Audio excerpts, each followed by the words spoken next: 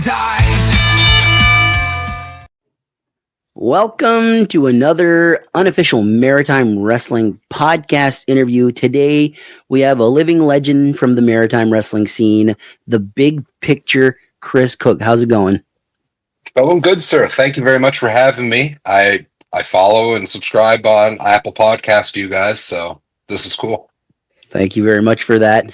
So, first question, let's start at the beginning. What inspired you to pursue professional wrestling as a career? It's funny. It's going to be very similar to likely if you listen to any wrestling podcast in general. It all started just at a convenience store, bored, looking around the movie section. Like, you know, Air Bud wasn't available one night, so I was like, "Oh, there's SummerSlam '88. Let's go check that out and see what it's about." And it's funny with saying that I didn't get hooked initially. It was just something that was on TV at the time. I was like, "Okay, this is cool. It's different." From there, just continued renting the movies or like the pay-per-views out of interest, and likely had a 4 to 5 year gap. I would say I was likely closer to 10, 11 years old when I really took like a diehard interest in wrestling. And it was just me and a couple buddies, and not a popular thing to say, but it was being a backyard wrestler, to be truthful. Like, you come up with your own name of the promotion, what your belt's going to look like. I remember at the time cutting like sheet metal with snippers out and designing like a hardcore championship and different belts and stuff like that. And you're coming up with stage names and everything. So I did that. I had a good close group, I'd say 4 or 5 friends. And we would collect mattresses within the community I grew up in. And we'd bring them to my house. And we had like do you remember the old antennas people used to have to get like your TV signal? You get like your 2 or 3 stations, right? Yep. So it was kind of a triangular thing that went up the side of my dad's house, basically. And it had rungs. So you could step every 16 inches, say. So that was our top rope. We put the mattress strategically around it. There was imaginary rope, so you'd like whip a guy off and he'd have to just, figure it out accordingly. And yeah, so like that's kind of where it started for me. And from there, I was just the one that stuck with it. I'd say out of the core group, one of the guys, actually, he's the main referee over here for Red Rock Wrestling. Cool. So, okay. Yeah, so he moved over here, and then I'd say a year later, I moved over here as well.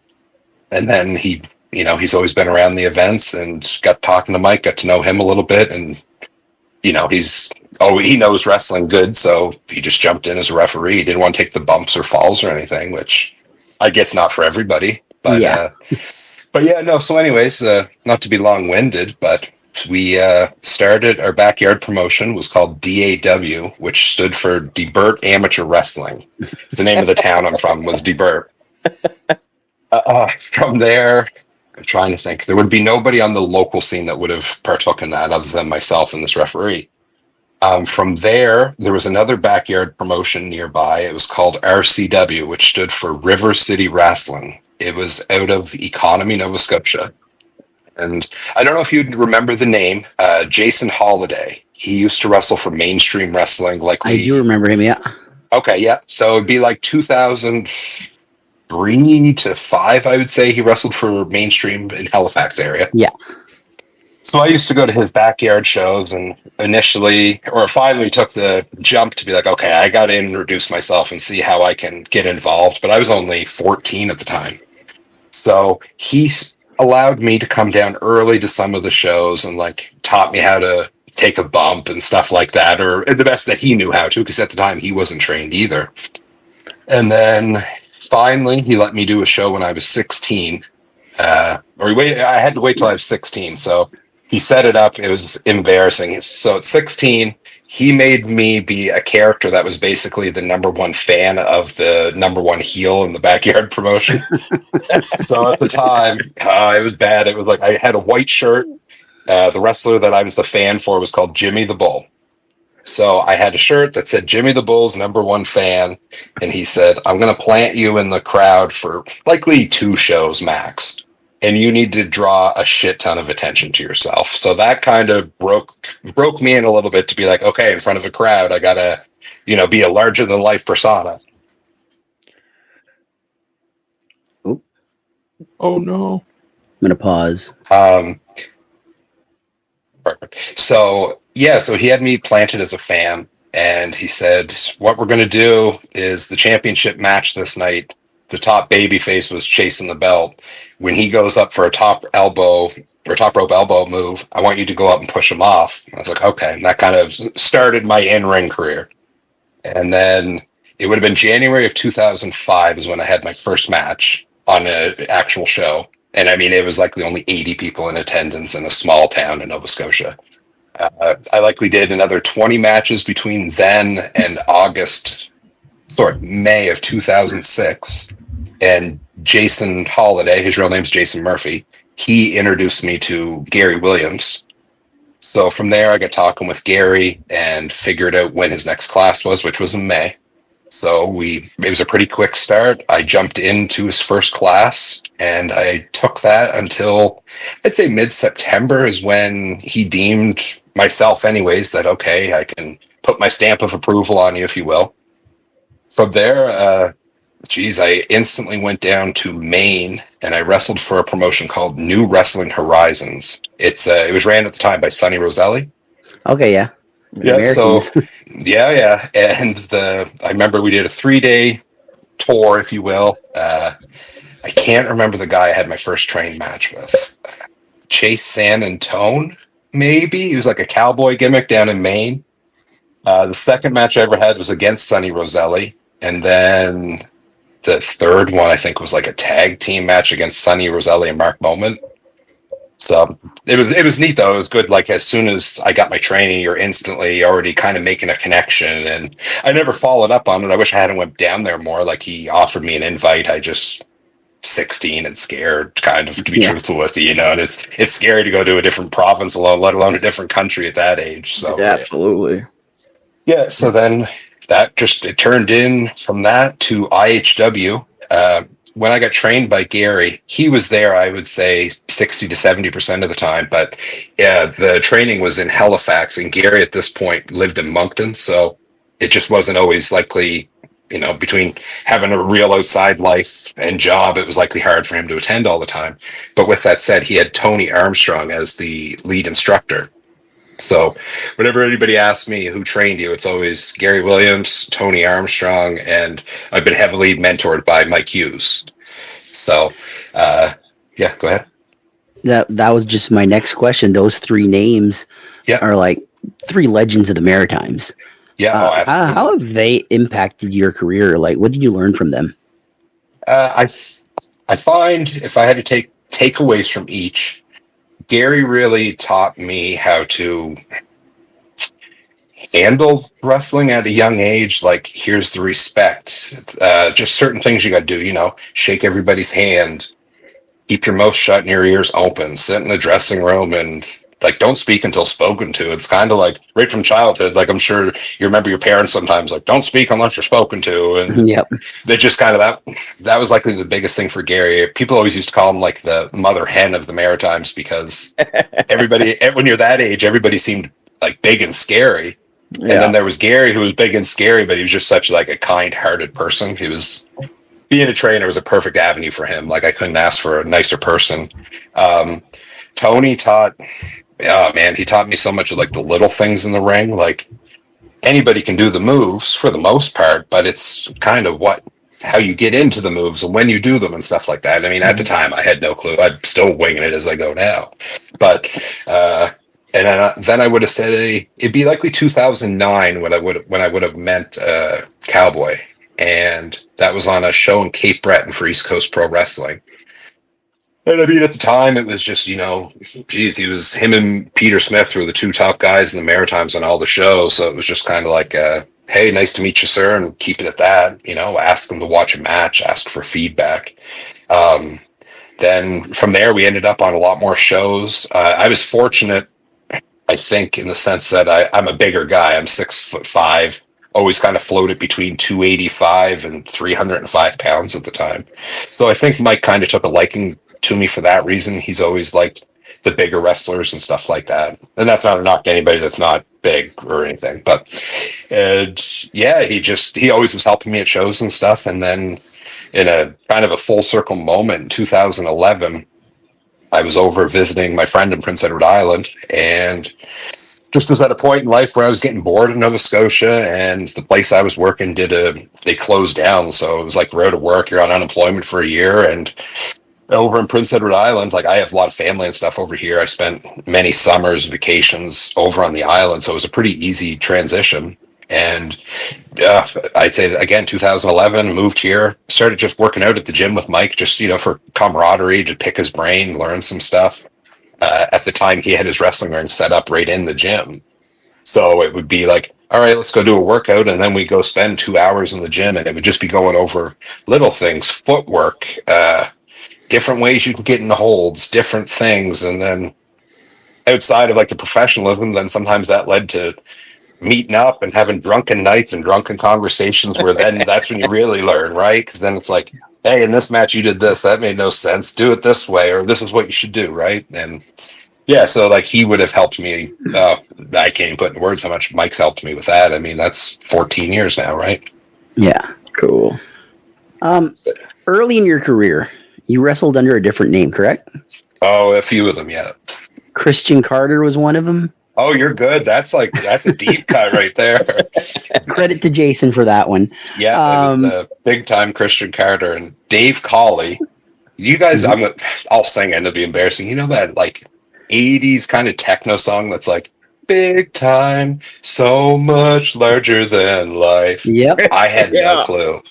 So Dave Colley, I was like, do I need to send you entrance music or anything? He's like, no, we got something covered. And I didn't ask. I mean, at that time, I was just thankful to have a booking with IHW. And then it hit, and I was like, I remember Tony saying that there was ribs in wrestling, and this very well may be one. So, but yeah, that was one of the name, Christian Carter, big time Christian Carter, and I think just my real name. So the transition was pretty smooth from Christian Carter to Chris Cooke. Yeah, Christian Carter just didn't, I don't know, something about it. It just didn't fit, was the best way. Yeah. And I kind of, like, I was with IHW at the time, and then truthfully, I lost bookings, and it was in the most stupidest way. I did maybe 2 shows with them when they were still in Irishtown, which is awesome. And your guys' podcast, when you're talking about like the old Irishtown days, yeah, it was just cool to hear people still talking about that and keeping it relevant, right? Telling the history of IHW. Yeah. But anyways, I had a match, and again, maybe in total of being trained, this might have been my 7th trained match, and it was against Chris Tuff. So at the time, like, I was just 300 pounds and a bad 300 pounds. So they said, you're winning tonight, you're going over, but we're going to have Chris Tuff give you a scissors kick, and you're going to fall on him for the finish. And I was like, sure, like, whatever. I'm in no spot to argue. I was like, yeah, that's fine. I'll do that. Because basically it was just like, oh, the fat guy fell on the skinny guy and he won, right? So we do the finish, and I was like, okay, great. And I get backstage. Well, Tony Armstrong used to come to some of the shows, and he came to this show, wasn't booked on it. He was just hanging out with the boys, but he had a few drinks that night, and by a few, I mean quite a bit, so he's feeling pretty good. And I got back through the curtain, and him, Troy Merrick, and Chris Madison were standing there, and they were like, go out there and give him your finish. Don't let that little guy make you look like a big fat guy like that or something. I forget what their wording was. And like, I was like a deer in headlights. I was like, oh, okay, guys, yeah, I will, because to me, they know way more than I could ever know. So not planned. Serge and Dave didn't know. I think they were like booking at the time. I run out there, grab Chris Tuff, throw him in the ring, give him my move, totally go into business for myself at 16 years old, like stupid. So there was a time gap. I didn't really get an invite back. There was no heat, but it was just kind of like, what's that guy doing? So, but yeah, then from there I did. Honestly, we used to do New Breed. Me, Steve Arsenault, and the referee for Red Rock, Brian McKay's his name.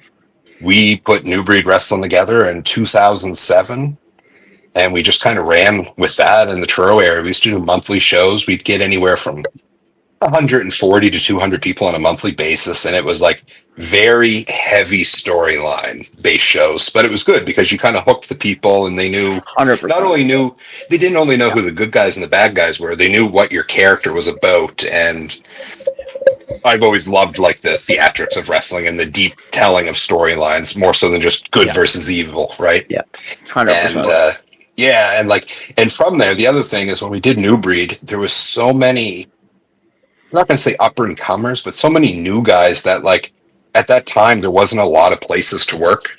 There was really IHW. East Coast Pro Wrestling was around for a few years, but that was a really tough spot to get booked on at the time. And so there wasn't much around. There was Mainstream, but then like I was trained enough to know that at the time Mainstream just didn't have a good name, to be truthful. So when you have a bunch of young guys, they want the work, but they don't want any kind of repercussions of working somewhere that might get you heat. So we did New Breed, and it was all guys that were just starting out kind of thing. And it's funny when you look back, like at the time, Andre Mayette, he started our second show ever. Steve Arsenault, Shane Croteau, Shane Broly, myself. I'm going to miss a whole bunch. JP Sims, he was there since the beginning. There's other guys, Dave Floyd, Aaron Haggerty. Other guys came in, like, I don't know if you know the name Kevin Farrell. He wrestles as Sydney Star in Alberta. Yeah.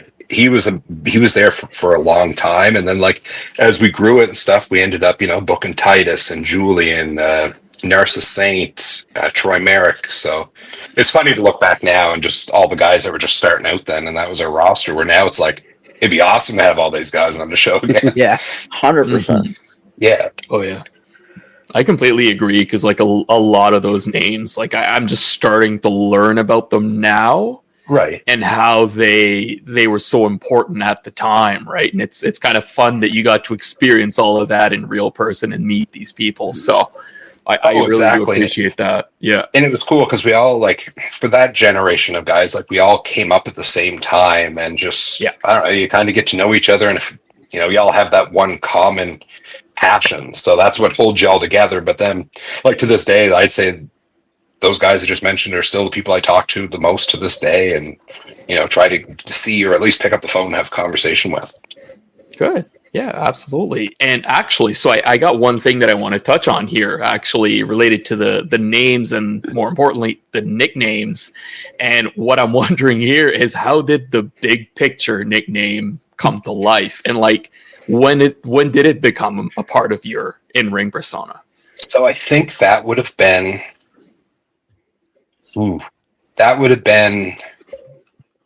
summer of 2009, and Julian Young is 100% responsible for that name.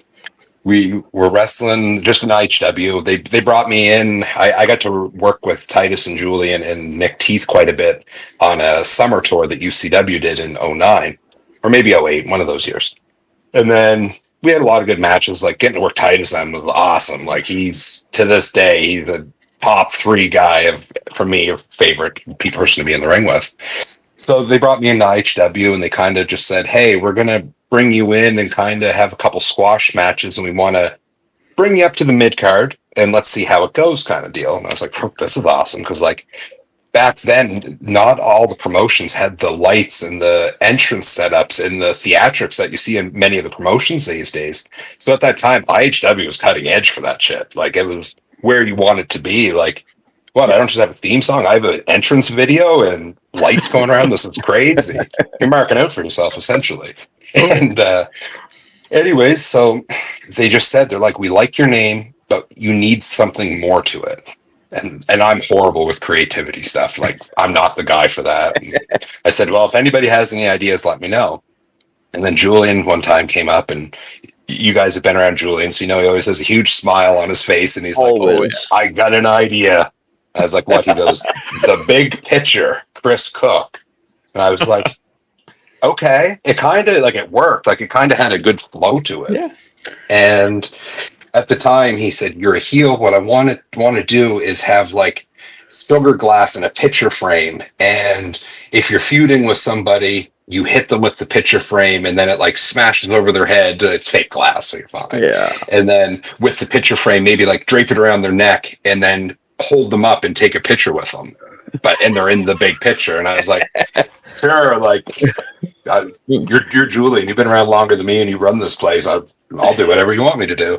And it's funny, like, I think about it sometimes because I like the name, and geez, I've had it now since 2008, 2009. But it never really was anything more than a name at the same time. Yeah. Which I wish I had done more with, or had got a little bit more creative and had, again, where I say I'm big in like character stuff. I wish I was able to be a guy that had more character. Like, look at like a Wayne Jugs. His character is awesome. Yeah. Like, something like that just has levels to your character, because then you can, as a performer, you can, scratch away and get to a new level or introduce a new thing into your character. And just like, I've always, like, on a personal level, like a wrestler like a Chris Jericho that was always able to reinvent himself or have different layers to his character, whether it's babyface or heel or what have you. I always wanted to do the same with that. So I kind of like, looking back, I wish I'd have done that, but I mean, I'm happy the way it worked out too. So. Yeah, for sure. And actually, so I kind of like this character persona thing that's going on. I like this conversation we're having. And actually, one thing, this is the burning question for me. I was asking to talk about this, actually. Perfect. Ask away. And so this was such a unique and standout character that, so I was a North Pro guy. I'd never been to any other shows. Okay. And Geez, good shows to go to for the first time then. Absolutely. You're spoiled. Absolutely. And one of the characters that I wanted to touch on being a much darker and like stylized role. Yeah. Stitchface, exactly. And I just wanted to know, like, how did it come up? And like, how did it, like, who is it that came up with it? What was it like stepping into that role? Well, without giving it away, there's another masked character that's been around the Maritimes for a few years that wears red and kind of looks like Jason Voorhees. I may have time or two have done that just on a show for fun. And I always loved working under a hood because, for one, it's almost like a layer of protection. You can go out on a limb a little bit, but at the same time, you have to learn on our end how to work different, because now you can't yell, you can't make that eye contact the same way, right? So you kind of have to get a little bit more creative with your body language. Mm-hmm. Yeah. So, anyways, the guys knew I liked doing that gimmick whenever the opportunity came. And Marcus Burke reached out to me, and I think at the time Andre was helping him with some of like the creative stuff behind the scenes. And one day we set up a call, and Burke called me and he goes, "I got this crazy idea. Let me bounce it by you." And he explained the gimmick. He goes, "I want to bring you in," and it was with Troy, the whole bottling incident. Oh yes. He said, "I'm pushing Troy in Sabotage." Fracture? Yes. Yeah. Fracture. So I have this idea where I can really push them as badasses, and it's going to add to your gimmick. And then he explained it. He's like, you're going to wrestle once as Chris Cooke, you're going to get bottled, and we're going to have you do like a psychotic break. And man, like the whole layers to a character, instantly I was like, this is awesome. This is cool. And again, growing up, one of likely a top 5 favorite wrestler for me was Kane. He was always just a badass character. It was different. And with that, like, I sometimes watch wrestling maybe through a different set of eyes than some people, because we do it so often that I'd study his mannerisms and just little tiny things. And I was like, that is awesome. So when Burke pitched it to me, I was like, when do we start? When do we do this? What do you need from me, kind of thing? And I mean, I wish I wasn't able to make all the shows. Like, if I had been able to commit likely more than 50%, it could have, I think it would have done a lot. Not saying it didn't do good, but I think it could have went to a different height, so to speak. But I mean, it was so fun to do. And I mean, I'm saying it like it's past tense. I'd do it in a heartbeat again. Like, it was a fun character. And then, like, were you at the event when we did the tent scene with Ian Pratt? We did. 100%. Oh yeah. We were there. That was his North Pro debut, I believe. Was it? Yes, Yeah. it I think was. so, yeah. And I remember, like, with that character, it was always funny because when he showed up, it was like, what are we doing tonight? I remember that night. It's like, okay, so we're going to have like a live sex thing in the ring, but it's in a tent, so we keep it PG. And then to the crowd's point of view, you're going to come out and murder a girl. I was like, wrestling is awesome for this reason. This is Exactly.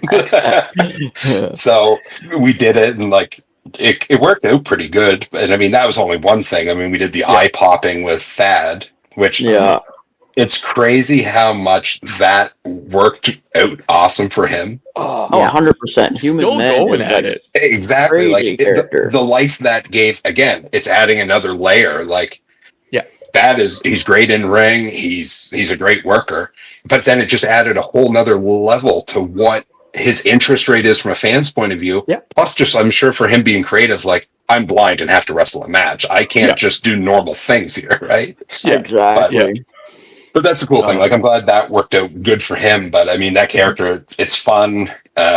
It's challenging at times because like the Moncton crowd they're a very lively crowd, but at the same time, they're a smart crowd. So I found a Stitch face. It was one thing that you couldn't just stand there and be the typical menacing monster.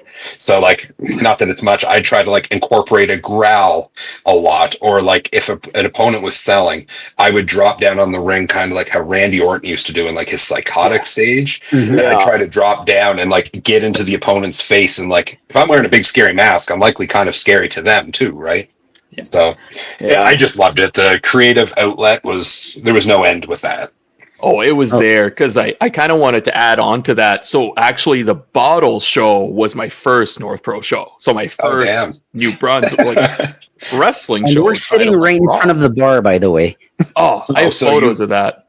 So did you guys end up in the splash zone or no? We did. I got hit. Oh, yeah. Yeah. That's all Troy's fault. I'm not apologizing for that. No. The funniest thing is the funniest thing for me is Mark. The bottle smashes. I turn to Mark, and he's looking at his arm, and his arm is covered. I'm like, "Are you enjoying your first show?" He goes, "Love it." I bet you were pretty sticky from that too. Right? Your arm be sticking everything for the night. It was sugary. Yeah. But like it was just to add on to that like I remember I went to that show with Corey, and he was like, "There's these guys, Fracture. You have to see them. Like there's the Dream Killer, Troy Merrick, and Justin Newhook." Oh, they were an awesome faction together. And I think like what was going on at that moment made it for me watching them as well. 100%. Yep. Like it made their character to me, right? Because so these guys are crazy. Look what they just did. Yeah. Yeah, exactly. Exactly. So, nobody expected that bottle hit. Nobody was expecting it. Oh man, I don't know if you guys seen it. Like, I'm now kind of understanding how social media and YouTube and stuff works. I have a 9-year-old son, so he's like hooked to YouTube every day. It's like, Dad, I got this many views and stuff. So I kind of get the importance of it. So at the time, I wish I had known more, but I think we got up to like 66 or 68,000 views on that. But the funny thing was, I remember going through Facebook and like people would share it, and man, there were some people that were like legit mad. Oh, they were yeah. What are these guys doing? They're getting paid a hot dog, and he just took a bottle to the head, and it's like, like not to take any illusion away, but we're all adults here. That wasn't a real quart bottle. Like, movies aren't real either. Like, if it was, we wouldn't be having this conversation. Exactly. And there's the two eyes here. The funniest one for me is my buddy Charlie texted me. He was like, "Were you at the wrestling show last night?" I'm like, "Yeah, it was a great show." And he goes, "Did they arrest him?"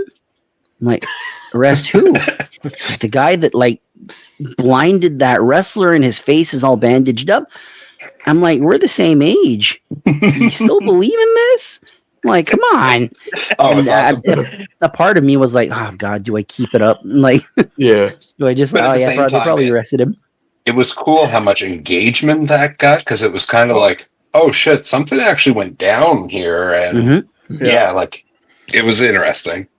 And it's fun too. Like I'll go back, and I think they have most of those North Pro seasons on YouTube. They do, and it's fun. Like when you go back and like, I wish the vignettes and stuff we shot were more out to the crowd during that time, because like some of the vignettes in the back were good. There was a stage where like Andre was with me, and then he was supposed to slowly lose his mind, and Cool. If we had been able to continue it better, and I could have committed better, it would have been just a blast to do. I would have totally dropped the big picture stuff.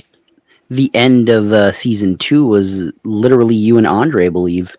Right. I think, yeah, he ended up. That was the last thing. It was too. Yeah. I get scatterbrained, Right. but that was the last thing. That's right. I watched those many times. Like that era of North Pro was like wrestling's supposed to be fun. And it's one thing to be a great wrestler and all that, but you look at a character like Logan Green right now, who barely wrestles but gets a reaction. It's like that's an art form right there. It's that over the top. You know what I mean? Like I always viewed, and I listen to so many podcasts and stuff, is it's like wrestling's like ice cream in the sense that there's so many different flavors, and you don't have to like every flavor, but if you're doing an event, I dropped an earbud here. If you're doing an event, the more flavors you have for people, the more crowd engagement you're going to get, and just more of a variety to your shows, right? Yeah, exactly. 100%. Yeah, exactly. I'm listening to you. I just have to grab something. It's all good. It's all good. But yeah, kind of to, I guess, get into a different direction, a little bit of a different direction. So now you've shared the ring with legends like Bushwhacker Luke, Honky Tonk Man, Jim Neidhart, Harry Smith. There's others, right? Yeah. But what was it working like with these icons? And do you have any like fun backstage stories or road stories to share? Anything like that? Oh, 100%. Like, yeah, it was always fun working. Like, for me, I think the first name I wrestled was Bushwhacker and Honky Tonk Man in a tag match in UCW.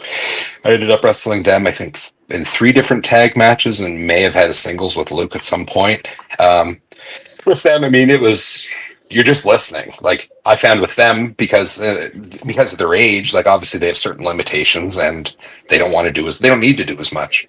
Yeah. So with guys like that, you learn how to work in a different way where, okay, the wrestling kind of not takes a back seat, but it kind of does, where now the entertainment part comes out a little bit more. It's like, if we're on a show and Titus and Julian are the main match and I'm wrestling Honky Tonk and Luke, I don't have to wrestle. Titus and Julian are about to wrestle. Like, yeah, we'll just, work their gimmick or whatever. Right. So that was really beneficial working guys like that. I know there was an East Coast Pro show and I got to work Road Dogg, and the show was going a little bit long. And I don't know, say they told us, okay, you have 12 to 15 minutes. Well, by the time it was our match, it was creeping up on, I think, intermission. And it was like, we're running late on time because of what they allotted for the other matches. So it was cool to just sit there, be quiet, and then have Road Dogg be like, okay, here's what we're going to do. Now at that point, it's about him playing his hits. You know what I mean? So it was just learning there. Yeah. But as far as a funny story, one instantly comes to mind, and it's likely more funnier to me and the people that were in it than when we tell it. We did a tour in Newfoundland, and it would have been the first time when I would have met Robbie McAllister. So he was working the shows, and at that point, I think it was like 2010 was the year. So he's only likely 2 years removed. I might be wrong on that date, but from when everything went on, when he got released. So he was still, and he still is, like his work rate's incredible. But at that time, he's now working to get, he wants more bookings. He wants eyes on him. So he was going every night.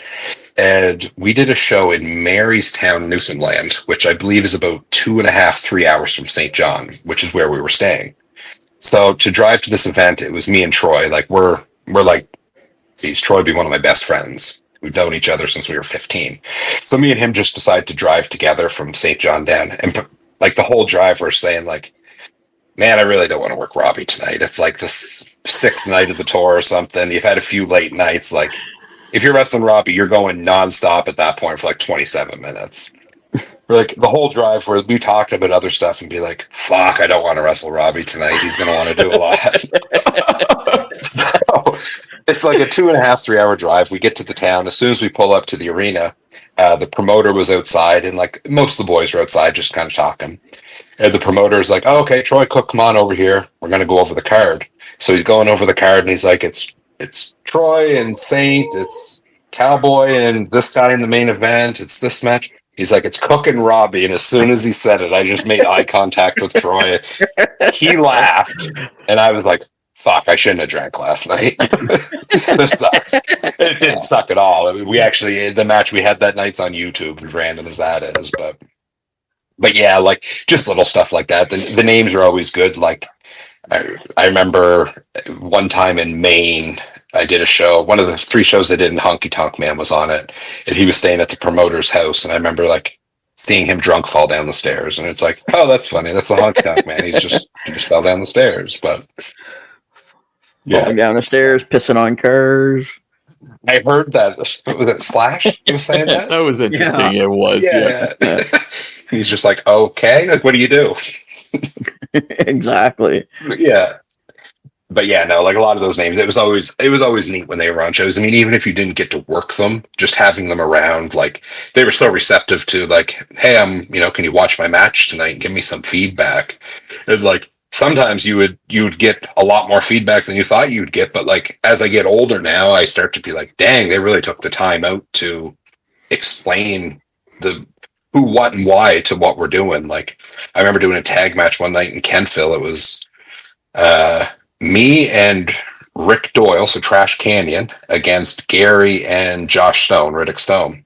And Raven was the name on that show. So we're like, hey, excuse me, if you have time, would you be able to watch this? Well, like you hear all the time about how Raven is just like he's a genius. And the match went okay. And I remember coming back and thinking like, okay, that went good. I wonder what he'll say. Oh man, I bet we sat down for like 45 minutes, and it was like, here's everything you did wrong.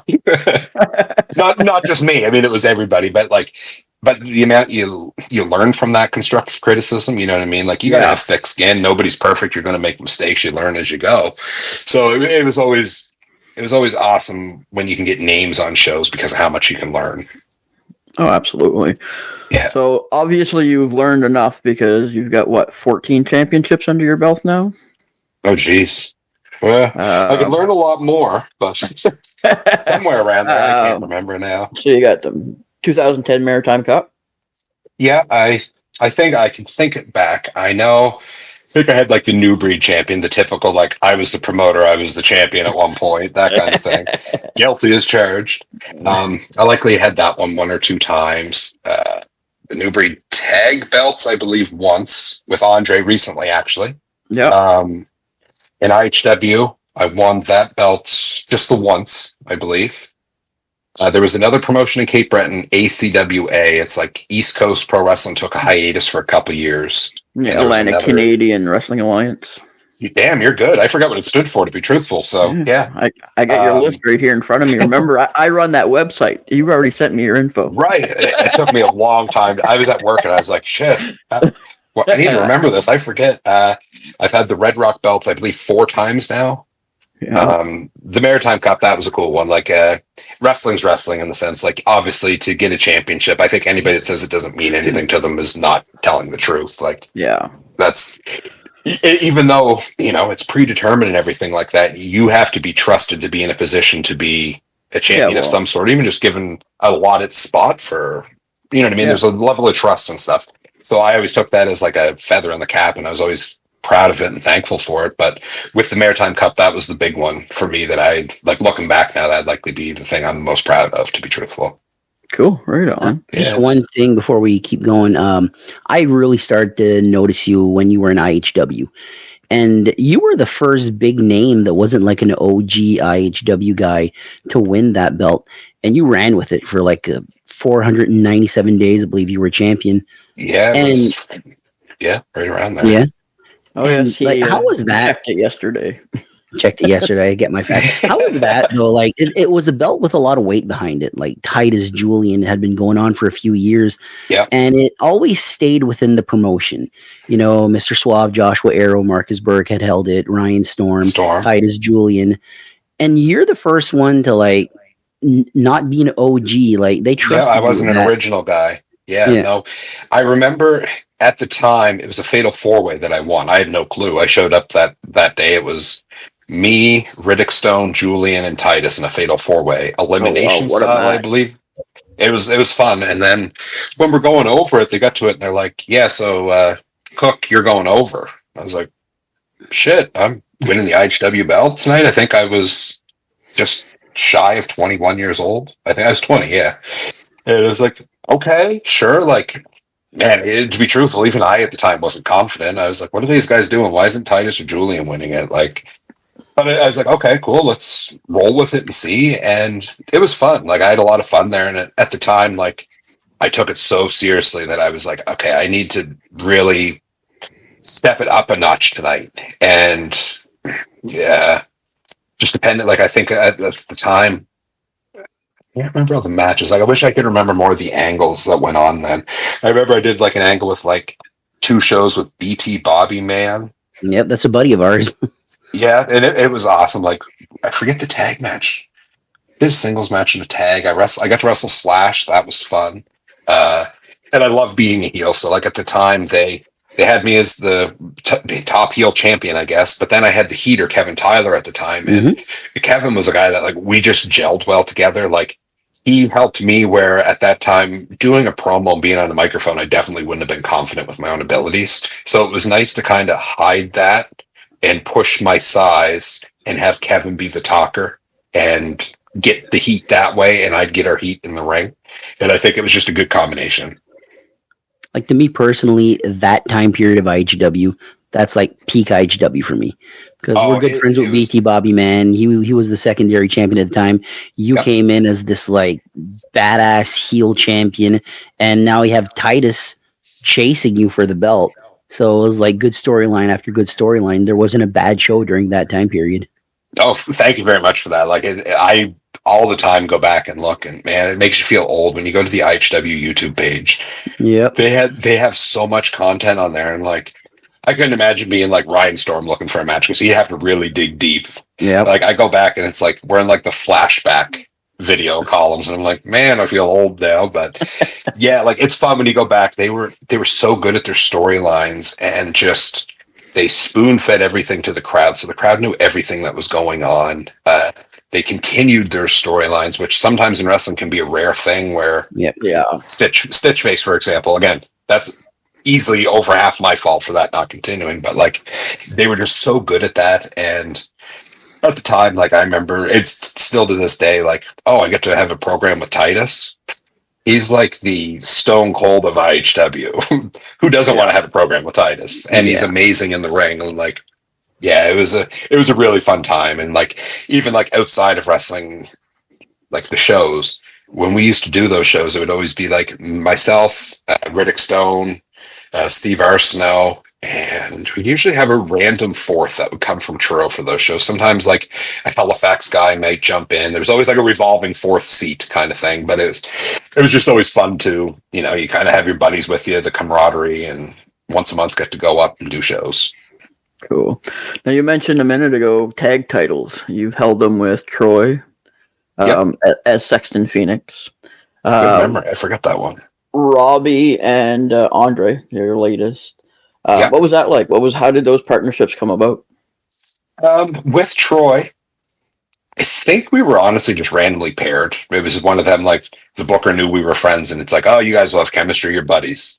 So we just ran with that, and that was good. At the time with Robbie, UCW was filming like we'd film 2 or 3 shows like per night. So the crowd would come in, they would have likely 17 matches. Oh, wow. And they were filming it for, I want to say like Eastlink possibly, or a Rogers like web show, right? Okay. And so at the time I remember, what was it? Dick Durning and Ryan Heath, Above Average.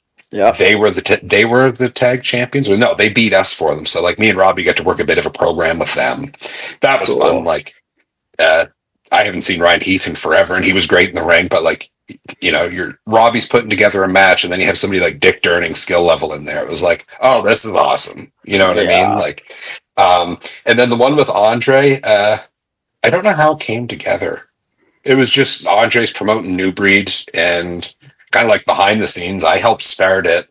And then it got to a point where I'm living in Prince Edward Island. It made no sense for me I didn't have the time to do it or anything. And I asked him, I was like, do you want to just take this over and run with it? And he's like, absolutely. So he did. So it was just kind of one of them cool things where we're like, well, hey, we're both baby faces here. What if we were to, he mentioned tag team belts. And I was like, hey, why don't you have us do a program where the tag champions, and run with that for a while. So it was fun.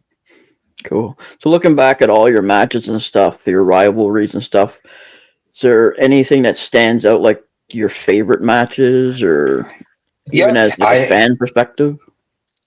Fan perspective, it's funny. So both of my favorite matches I would have had with Mike Hughes. I can likely name three of them off the top of my head. In IHW, do you guys remember?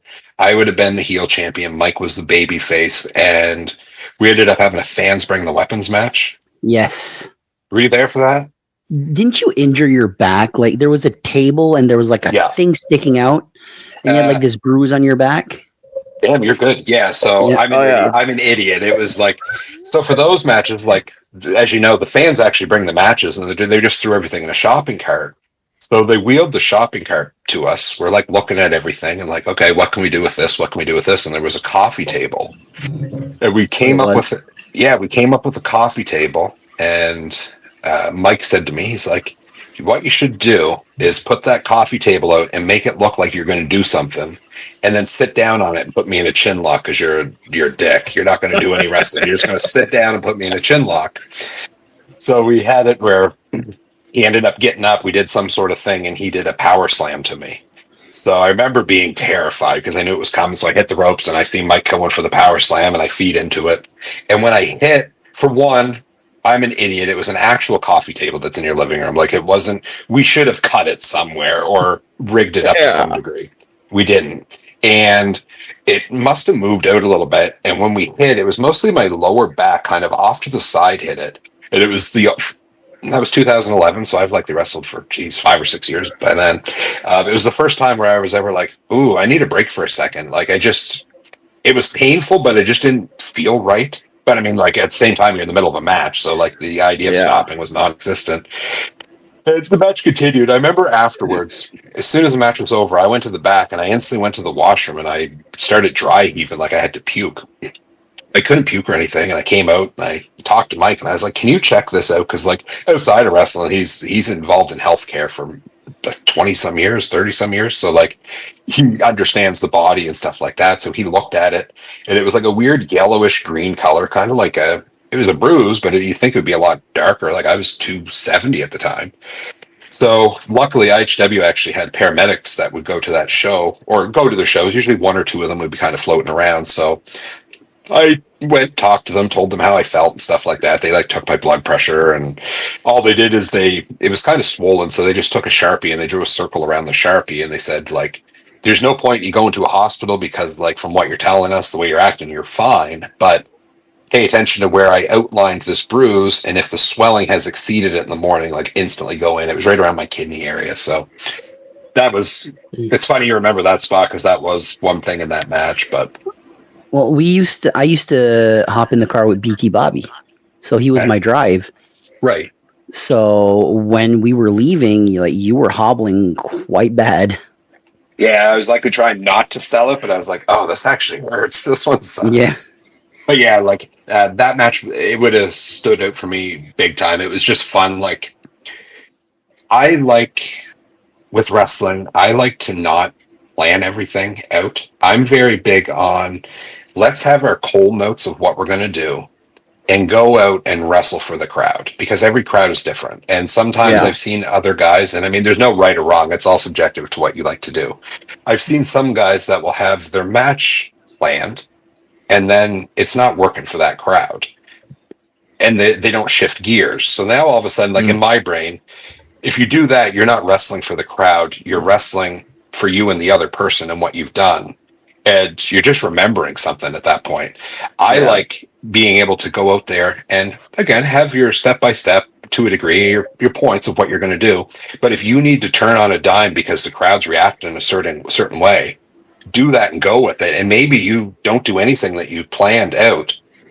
And I think that's a better overall crowd experience. And it makes it funner. You get to think on your feet. There's where, like, to me, that's one side of the skill that I really like is, like when I watch some of the guys now, like, man, they can execute moves 10 times better than I ever could.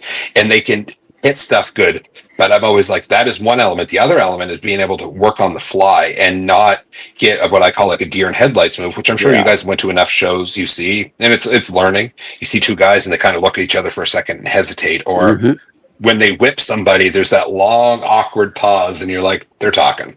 Yeah. You know what I mean? So it's like just little things. I like to work on cusp a little bit, or I used to. So with those kind of matches, like the fans bring the weapons, I find you really get to do that because you don't know what they're bringing for one, and it just, I don't know, it's just fun in that sense. But yeah, to go back to the original question, so that match with Mike would have been one. We had another actually fans bring the weapons match in 2017 in Charlottetown, and it was a really fun match, and they filmed it, and just the venue we were in was he partnered with the local college here, so they had their, I'm going to butcher it, but like their tech class, if you will. Okay. And their lights and production and camera and everything. So part of the deal is he had them come in. So we had the spotlight on us in our entrance. We had a huge Titron. They had the lights all moving around. They really set the vibe for the room. Cool. So that was a cool amazing. one. Yeah. And then likely my favorite is in 2013, Mike and one of his friends, or one of his business partners, I guess, they used to do a lot of local charity work and fundraising work. So they had an event called, I think it was called Fight for the Cure. So it's the Delta Hotel in Charlottetown. It's a huge hotel, beautiful venue. What they did is they put together a function. There was a supper. I think the tickets were $100 a seat. It was all charity and stuff. And they would bring in MLAs would come in and box each other. They had local other boxers that would box. They'd have jiu-jitsu competitions. They would have the MLA one was awesome because you'd have here's the MLA for this county and he's fighting the MLA for that county, right? Oh man. And then in the middle of it, they had me and Mike do a wrestling match. So Cool. The thing was, it wasn't a wrestling crowd. It was a very heavy doctor, lawyer, suit and tie kind of event. And I was like, this is awkward. I'm wearing a singlet in front of these people. I don't know how this is going to go. And leading into it, again, Mike's just smart. He looked at me and he was like, so here's the thing. We're not punching each other tonight. If one thing, when you look at wrestling, if people want to go down the route, it's not real, right? Oh, well, if I were to punch somebody in the street, they wouldn't just move their head this way and come back. You know what I mean? So we approached it in a very realistic way. And also when it came to I'm going to say cheerleading, right? They weren't a wrestling crowd, so we couldn't cheerlead at all. We just had to legit wrestle around and try to tell our story through that. And it was quiet for the first little while. It was kind of quiet and awkward, but we likely did about a 25-minute match. And by about the 20-minute mark, we had the crowd reacting. And I took more of the bad guy role. So then they would start booing me. And then if Mike kicked out of something, you would get a big pop. And it was I remember at one point we rolled over and he was like, we got them. And we were worried we wouldn't, right? Because it's a slippery slope. These aren't wrestling fans. So you don't know how. And we both live here, so is it going to be awkward the next time you go out? But no, it was. I think it was one of my more favorites because of the challenge and just it was different. Sure. It was a different environment. Excellent. Oh man, that's awesome. So now I kind of wanted to touch on something that's a bit more current as well, Sure. And knowing that you're about 19 years or so into your career and nearly 250 matches under your belt. So you're going to be facing Chip Chambers at Supercard 4 this July, which is a first-time matchup for both of you. We've never touched, not even in a battle royal. We haven't even been in the same battle royal before. To the best of my, and if we were, it wasn't at the same time. Awesome. And how are you feeling heading into that one? I look forward to it. I actually last September. So Dave Boyce is putting on the event in spring. Mm-hmm. Last September, he put on a show in Parsboro, Nova Scotia, and it was on a Sunday, a matinee show. So I just took my two sons and went to that show, just honestly to be a fan and watch. It's in Parsboro, nobody's going to know who I am there. Yeah, I was at that show. Right? Yeah, and I remember going there and watching Chip's match, and I was like, man, he's good. He's really good. He has that. I hate to say this, but he's a handsome guy. Do you know what I mean? He's good looking. He's good to get people to like him. He's amazing in the ring. He has his merchandise. You know what I mean? So he's good. So anyways, Dave Boyce reached out to me. He asked hey, Chip's mentioned this a few times. You guys have never worked. What are your thoughts? And I was like, I'd love to. it'd be awesome. Like the idea of wrestling new guys, I get excited for. Right. No, yeah. Thursday, I hear I wrestled Justin Newhook. I think we were in a battle royal once together. That's it. So I look forward to like the new opponent, new guy to see what you can put together and what you can do in there. Cool. That's really cool. And yeah, I agree. He's a really, really solid performer. Like just. And I think it'll be interesting. Like we have two completely different styles. Yeah. So again, Yeah. you have the big guy, the small guy, and he can jump on me. I can catch him. I can hoist him up. We can likely do a pretty good match, I'd imagine. I think it's going to be a fantastic match. Hopefully. Thank you. Oh, yeah. I don't doubt it. But yeah, I'm looking forward to that. That's in July, so it will be fun. And I'm originally from Nova Scotia, so that's actually only 40 minutes from where I grew up. And I, even not in Spring Hill, but the neighboring community, Oxford, I got a lot of family that lives there and stuff. So it's just one of those. You get to go home and have a marquee match. It's like, absolutely. I'm 36 now. I'm getting closer to being done easily, so it's nice to be like, oh shoot, I can still get a random big match against somebody that I've never wrestled before. It's like, yeah, I'd take that every time I could. There you go. And kind of in that same vein of question as well, so are there any current talents in the Maritimes, whether they're veterans or rising stars that maybe you haven't been in the ring with, that 100%. You'd like to face? Yeah, 100%. Like I will always be a fan before I'm a wrestler. It's one thing I've always maintained, and it's not a popular thing backstage, or it never used to be, to admit that you're a fan. Look, I'm wearing an Elimination Chamber sweater. Like, I love wrestling. So I always I've likely in the last, I don't know, since 2015, to be truthful, I've really cut down on how many bookings I have done and shows I've been around, and that was my decision. But with that said, man, everything online or on YouTube, especially like at nights, I'll always go put on and try to stay relevant to who's in the scene, what moves do they do, how do they work, and stuff like that. So like right now, I'd love to work Jonathan Cross. He comes to mind. Somebody like Rudy would be awesome. Yeah, that'd be a cool match. Yeah. Hollywood Cole, I've never done anything with him. His persona and his character would be just so easy to tell a story with, right? Oh, for sure. Those would be the first three that come to mind. I mean, obviously there's likely others that I'm missing, and I'm sorry, but like those would be the instant three I think about. Like I know going to some of Andre's shows at New Breed, and Jonathan Cross is the one I watching his match in the back, and I'm like, oh, that would be fun. He's good, yeah. It's always the first time opponents. Like 2 years ago, maybe here, I got to wrestle Giant Orion and me. We had a singles match. Oh man, he's incredible. That was exciting. Yeah. In New Breed, when me and Andre were tag champs, we worked. I think it was Backwoods and Ethan Knight. Yeah. And I remember it was the first time I've ever wrestled either of them. And obviously now Ethan Knight's a top guy in the Maritimes by far.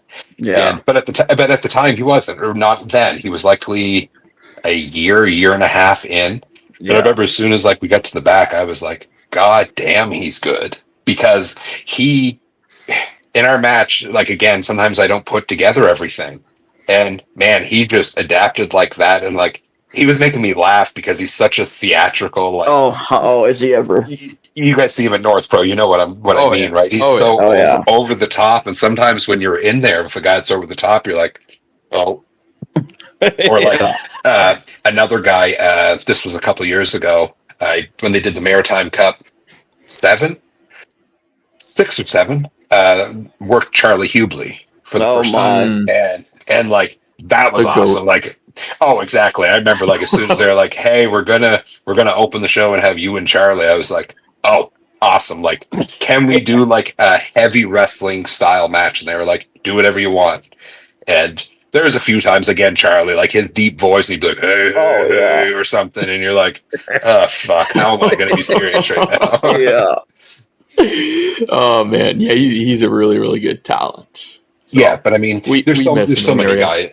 Oh, he definitely is. He's missed. But I mean, with that said, I mean, he left, and then all of a sudden it seemed like in 3 shows you have like Rudy, who's a top guy. You know what I mean? And like unreal character, unreal athlete.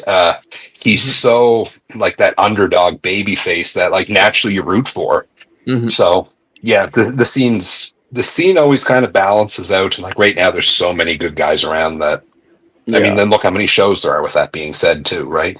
Another person that like has been around forever, but like I don't think gets recognition that he should is Chris Charters. Man, he's well, not that he deserves. He's IHW champion. I've been watching all that, like that storyline with him and JP. I mean, it was awesome. Fantastic. Yeah. Me and him just did a feud over here where he was actually the heel, and like, oh man, he's so good, right? Yeah. And it just seems like everybody's like that right now. There's not too many weak links on a card. Like where in my generation, I'm not going to name any names, there was more weak links in cards. You know what I mean? If there was 10 guys, maybe 4 to 5 of them were good, but there were some matches that you're like, I might just go get a bag of chips and take a pee.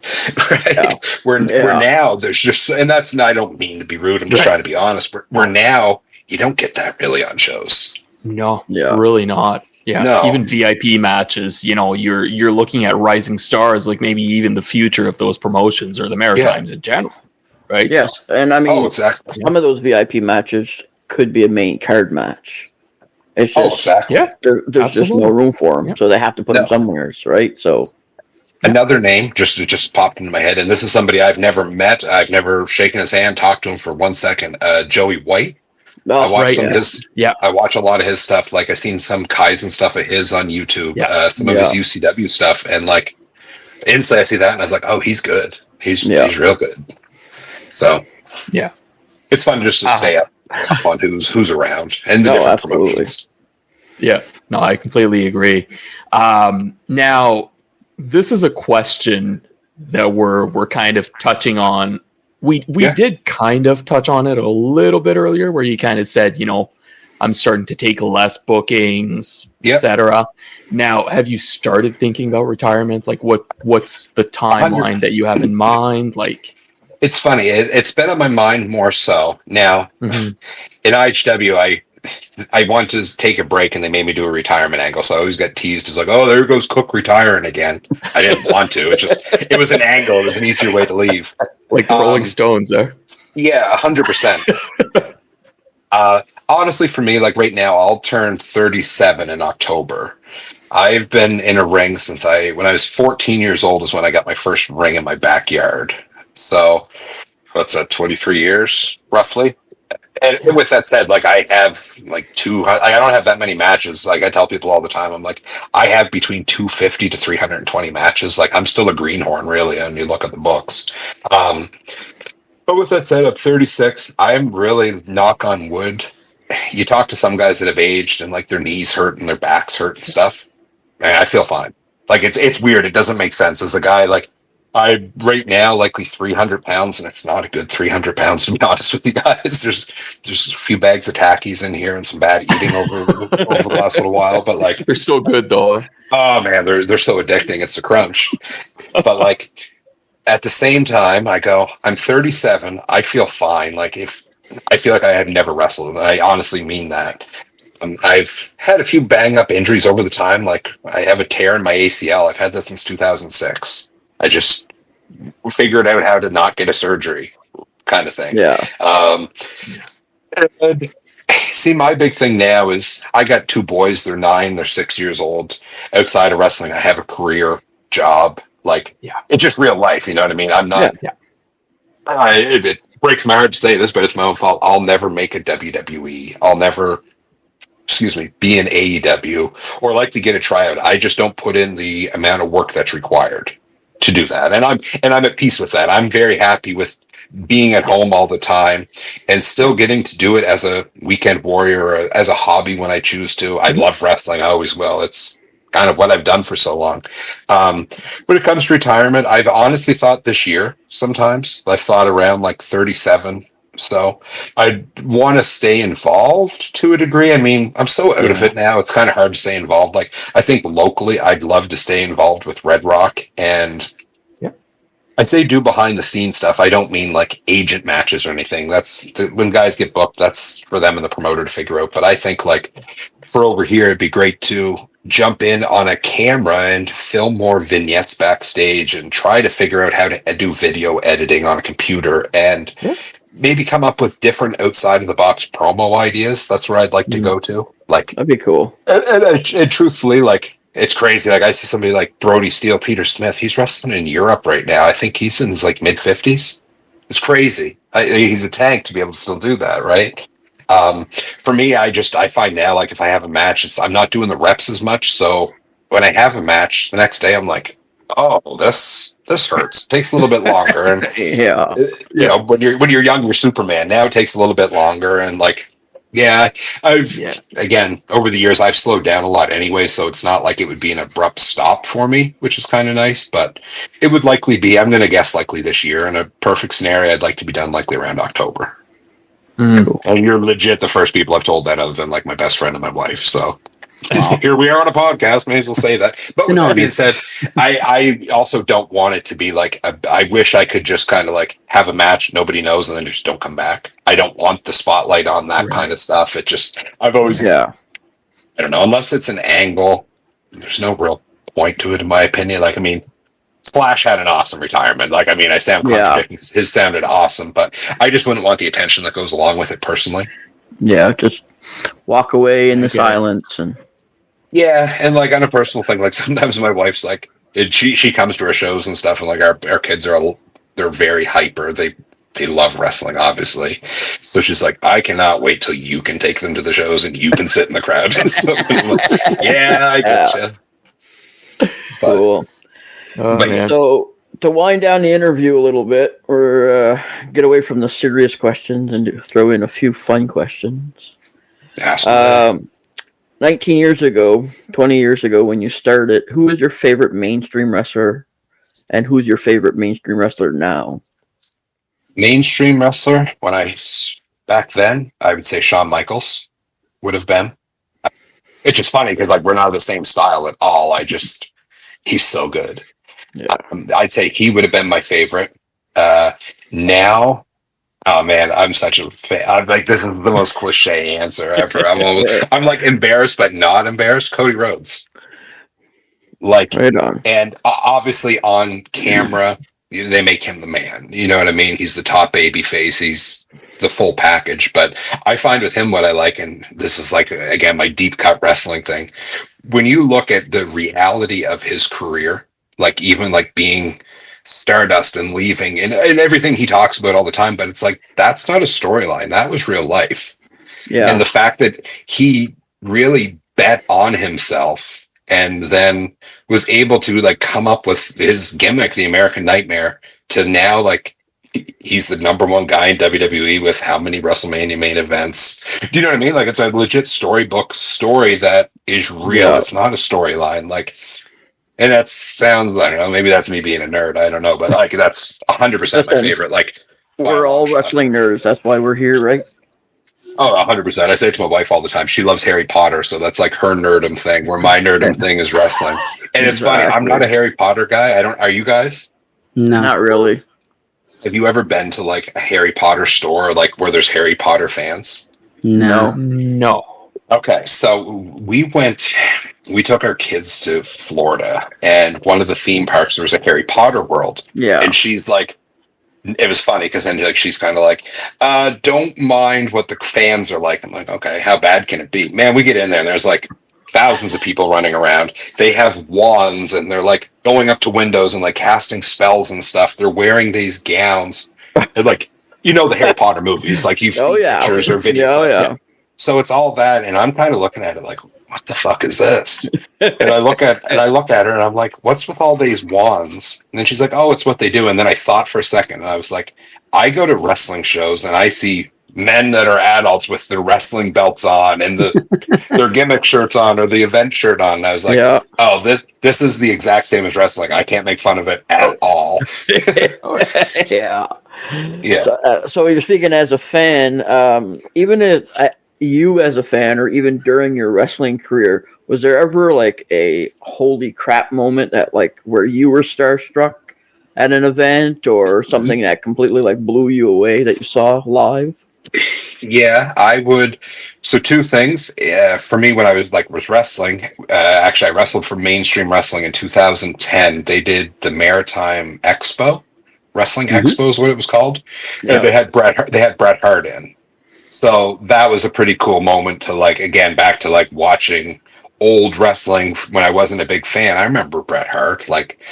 One of the first things I remember was a promo I think he did in Canada, and it was one time in Austin got booed, or I can't remember how it went. I didn't watch wrestling all the time, but I recall him being in those early years when I wasn't a fan. So it was cool to oh shit, that's likely the most known Canadian wrestler. It's Bret Hart, Yeah. That was a cool moment. And then my other outside of wrestling in 2017, I went to a WWE house show in St. John, and the hotel we were staying at, I didn't know, but some of the wrestlers were staying there that night. And after the show, I don't know, I went outside. This isn't good. I smoke. I know I should quit. It's an awful thing. I went outside to have a smoke. And when I was going back into the elevator to come upstairs, Roman Reigns walked out. And I was like, oh, shit. And I was just sitting there and I was like, all right, I either ask him for a picture or I don't. And I was like, excuse me, sir. Would I be able to get a picture with you? And he wasn't in a good mood, but we got a picture done. It was on Facebook a few times and stuff like that. But it was just cool to be like, oh, shit, that's Roman Reigns. You're the... Yeah. This is before his current gimmick, but it was still you always knew he'd be a top guy, and he was there too. But that was a moment where I was like, oh shit, but I didn't jump for joy or anything like that. I asked for a picture, gave him space, and took off. Play it cool. 100%. I was like, it's just another guy. But yeah. How about you guys? Who are your guys' same thing? When you were younger, who would be your favorite and who'd be your favorite now? My favorite growing up was Ricky Steamboat. Nice. I'm older than all of you guys. I just turned 50. So back in the day for me in the 80s was kung fu karate movies. Okay, yeah. Absolute fanatic. Karate Kid came out in 84. So when I started watching wrestling, I wasn't old enough to stay up late because back then WWF was on at midnight. Right. So by the time I was 11 or 12 and allowed to stay up that late, Ricky Steamboat was there, and he was a karate dude. So I was hooked instantly, and he's been my favorite ever since. Now, Taker was probably my biggest one. Mm-hmm. He's always been the gimmick, the ability to switch characters when it started to peter out. You know what I mean? Going from the American Badass to Yeah. So you would likely listen to all his podcasts and everything. Oh god, yeah, absolutely. Yeah, they're awesome, eh?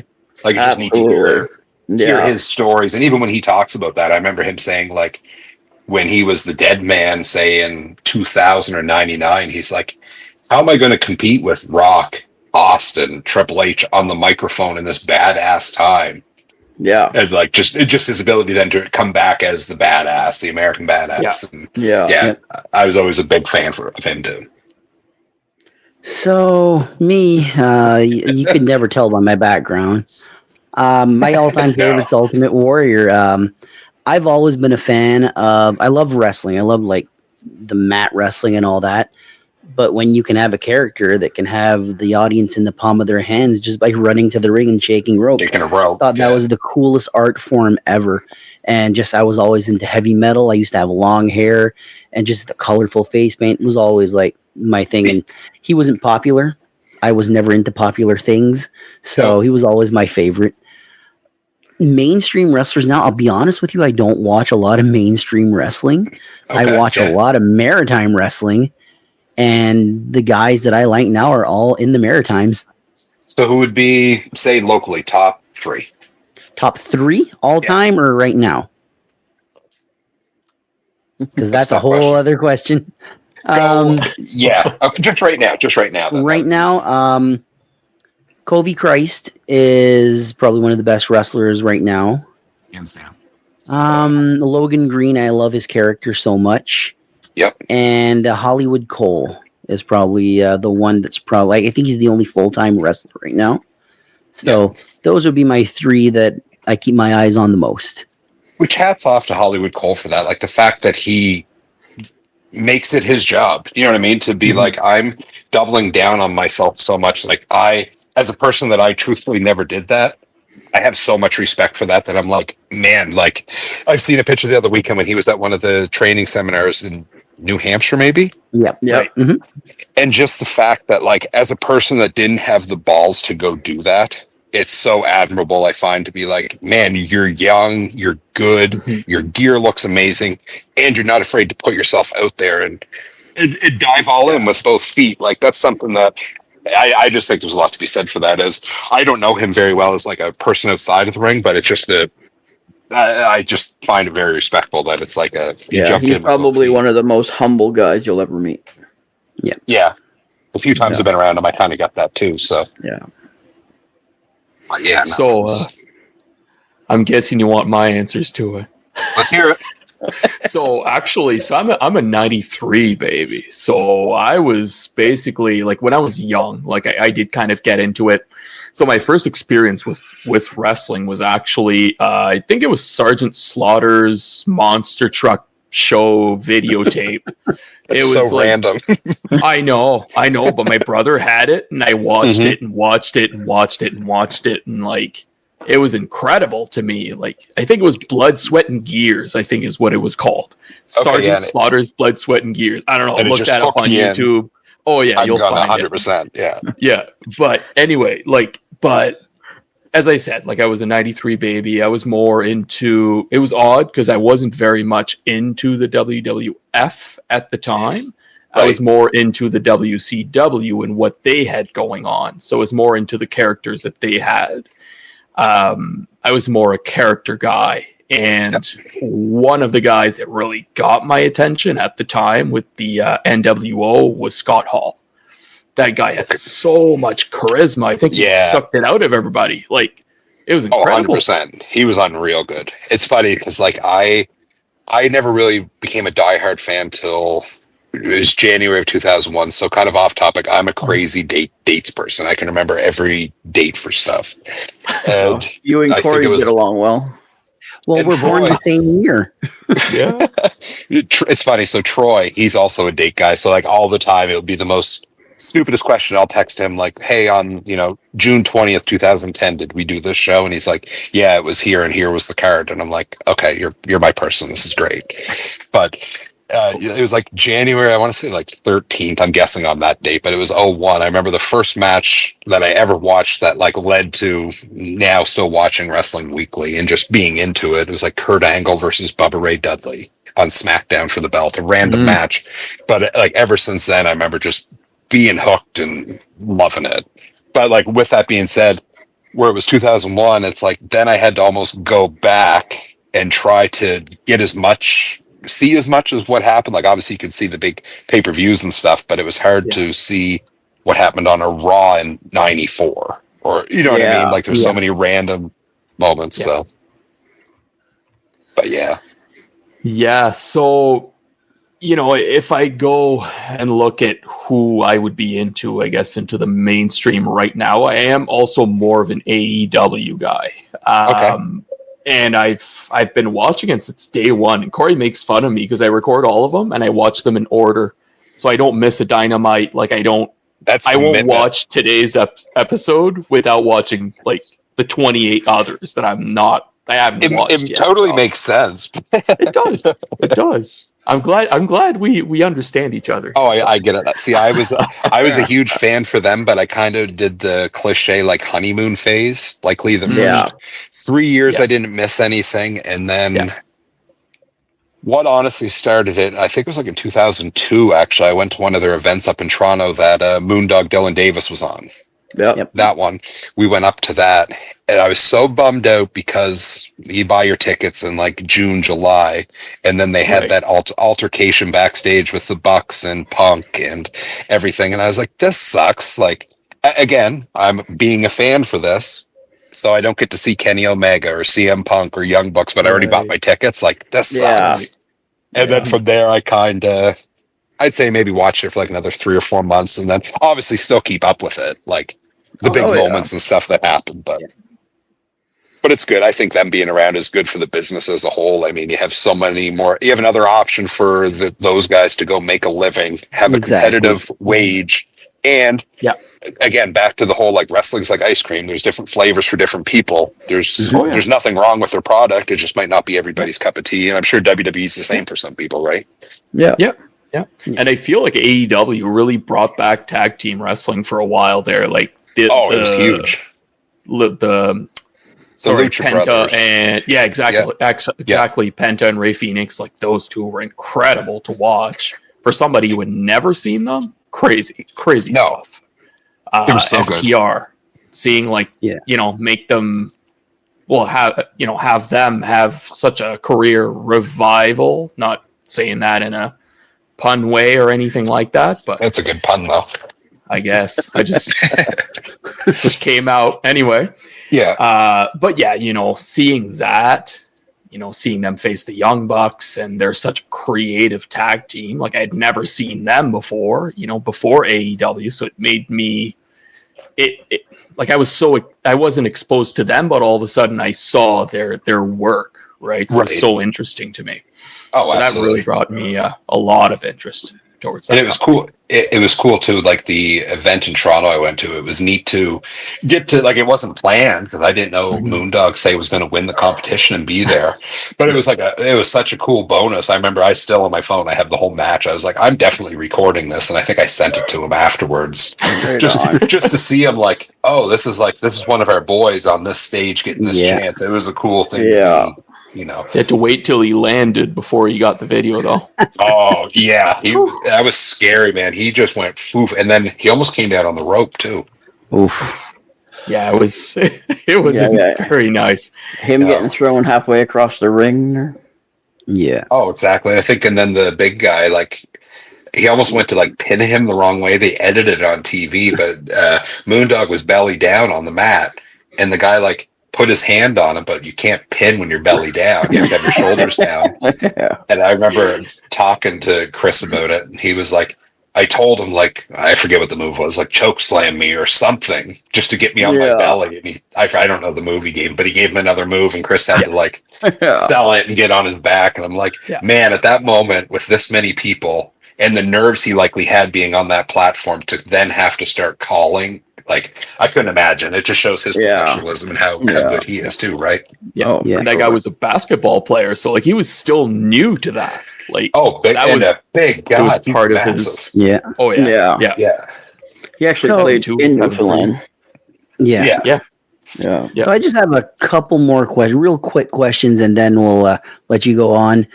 Do you have any good rib stories? I can think of one instantly. There was a show in Halifax we were on, and Josh Stone, Riddick, he's always known for he's a larger-than-life persona inside the ring and outside of the ring. And obviously, he's always eating, like, he's always like, oh, that has protein in it, give me it. Or somebody opens anything to eat backstage, he's like, hey, what do you got over there? And he wants some. It's annoying. It's funny, but it's annoying. So I think it was Julian and Nick Teeth.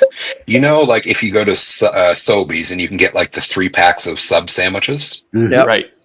So they got one of those and knew that Josh would ask for it. So somebody had a condom with them. So they're like, hey, let's open up the sandwich. We'll put the condom in it. We'll close it and we'll just bite before the condom starts. And like clockwork, Josh, who's sitting there, and he has that kind of, we always make fun of him sometimes because whenever he's like excited, he's like, hey, fella, what do you got there?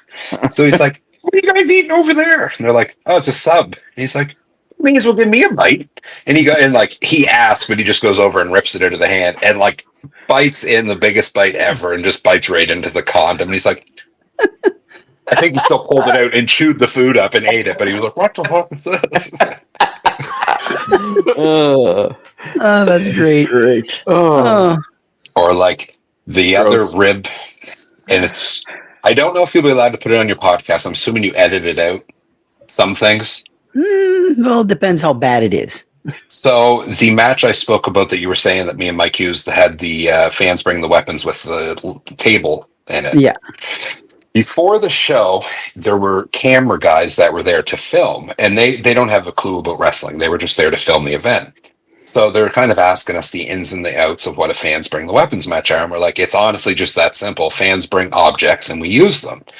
And the cameraman says, "What if somebody were to bring a dildo?" And I just stayed shut. I was like, Mike's the vet in this scenario. I don't know.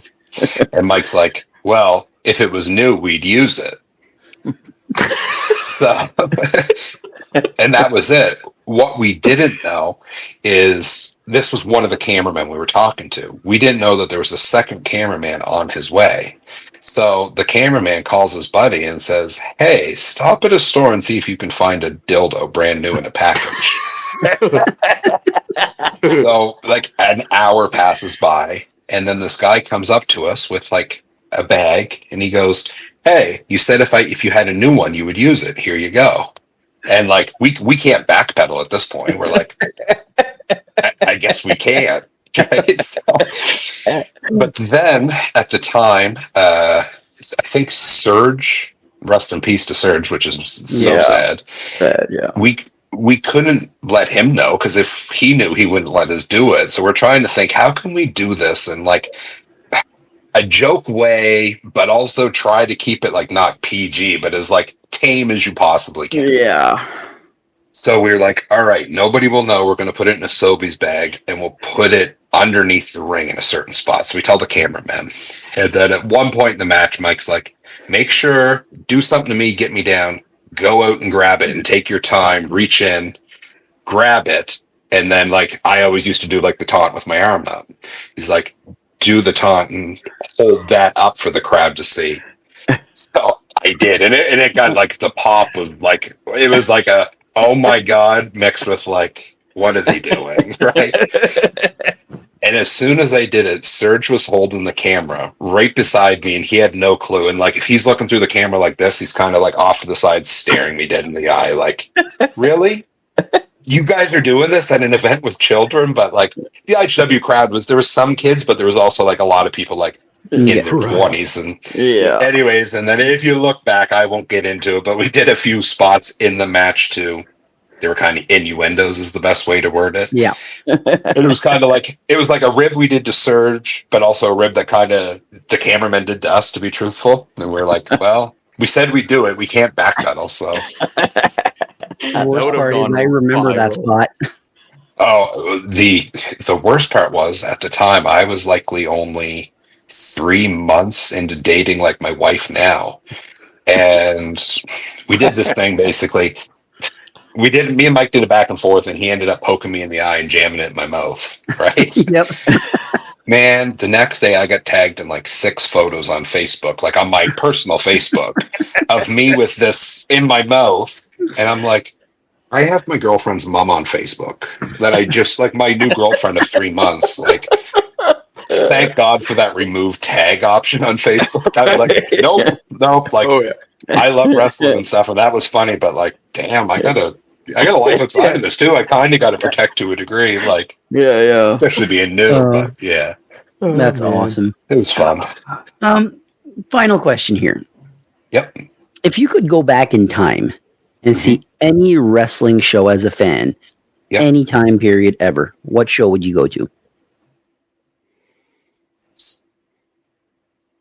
So the show I'm going to pick is not necessarily about a match, but about a moment. January 7th, 2002, Madison Square Garden is when Triple H returned from his quad injury. Oh, yeah. I still think to this day, that eruption he got was unreal. Like, he left, I don't know if you guys you likely watched it then, maybe? Oh, yeah. 100%. So, before he got hurt, it was when Austin turned heel. And then they did the 2-man power trip, and they were a tag team, and then they had an epic match. It's my favorite tag match ever. Triple H and Stone Cold versus Chris Benoit and Chris Jericho, I believe in Edmonton. It was an unreal match, and that's when he got hurt. But the fact that he left as a top heel, did nothing on the camera other than they had that awesome Beautiful Day Desire video for him. Man, when he came out, Just the eruption for his theme song mixed with when he walked around the corner, you heard the crowd go up another like octave. Yeah. That would have been like unreal. Like Yeah. the Wow. live. Oh, exactly. Like last year, me and my wife, we took like a anniversary trip and we went to New York and we went to like a New York Knicks game. I didn't care about the Knicks game at all. I was like, this is Madison Square Garden. Like I was marking out and I was just sitting in there and that's the moment that came to my mind. It's a weird answer, but like I'm a big moments or just like the deep cuts of storylines. That would have been would have wanted to be there for. Excellent. Great answer. So April 17th, Red Rock Wrestling heavyweight champion of the world, Chris Cooke, defending against the Newfoundland Nightmare, Justin Newhook. Are tickets still available for this? Yep. So they got tickets on sale. Mike has Red Rock tickets available. There's a big restaurant in Charlottetown. It's likely in the hub of Charlottetown. It's called Hunter's Ale House Factory Downtown is the name of the restaurant. Tickets are there. He has them at another diner in his hometown called Finley's. They're available at Total Taco or something, another town called Montague. They're still available. I mean, I imagine every Red Rock show, he usually gets between 400 to 600 people, I would say, in the venue. So it's a Thursday night. That's going to be a little different. Usually it's Friday, but with Good Friday, people likely go away and take advantage of the long weekend. So we're doing a Thursday. But yeah, we got the match with Justin. I'm looking forward to it. It's first title defense. Again, like I said earlier, I've never had a match with him before to any degree. He's outstanding. Like I watch him in the ring since he's came to Red Rock. He's 2-0 in Red Rock. And yeah, I seen that and I was like, oh, perfect. It's been a while since the Giant Orion match that I get to have a match with somebody that Justin's 6'2", 6'3", 240. Yeah, boy, yeah. Yeah, exactly. So like the creative juices up here, I'm like, oh, this will be awesome. And like, again, I watch all this stuff, so I know what he's like. I look forward to it. Should be a great match. Thank you. Where can people buy those tickets again? Factory Downtown Restaurant in Charlottetown, Hunter's Ale House in Charlottetown, a Total Taco in Montague, and I believe Mel's in Summerside. All tickets are $20 advance, and then they're on sale that night, $25 at the door. Awesome stuff. Very nice. Yeah. So, with that being said, want to thank the Big Picture Chris Cooke. This was an awesome interview. Oh man, thank you for having me. I was listening to the podcast, anytime. Legit, like every night when I'm going to bed, I turn a podcast on of from whether it's Talk is Jericho to it's always wrestling based. But so it's awesome. Like as soon as you guys reached out, like, do you want to do a podcast? I was like, hell yeah, I do. And then I was like, I listen to your guys' podcast anyway, so I was like, okay, I know the tone, I know what the vibe is. I was like, that's perfect. So anytime at all you want to reach out and do this again, I'd be down for it. Really appreciate that. So that being said, Jason, Mark, anything else? No, we're good. I got one thing that's kind of funny. This is an interview with the Big Picture with the smallest screen of us four. The irony in that. And that's why he's marked the mark. But again, a big thank you to the Big Picture Chris Cooke. And if you can't see the big picture, it's not written in stitches, it's written in greatness. And that's the Big Picture Chris Cooke. Thank you all for listening, and we'll see you next time. Thanks for listening to this week's episode. Don't forget to like, subscribe, and remember to catch us here every Wednesday for a new episode. Please visit us on Facebook, Instagram, and more. Links are in the description. See you next time. Don't miss out and don't be late. Hear wrestling talk that's first rate. Wednesday nights at 6 o'clock.